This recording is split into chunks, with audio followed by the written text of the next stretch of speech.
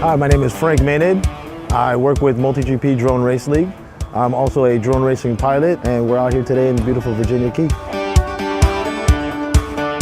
One of the best things that I liked about Drone College actually was the fact that we all got to come together and ask the right questions and find out what the right answers were, rather than having to search for them online or get 100 different answers from Google. It's nice to have an expert and someone that can tell you this is the way it is, this is the way it should be, and this is what you're going to find on your Part 107 exam, because essentially that's what we're all going here for. A little bit of simulator time, a little bit of inside, tiny whoop, small drone classes to get you ready to fly a real full-size quad.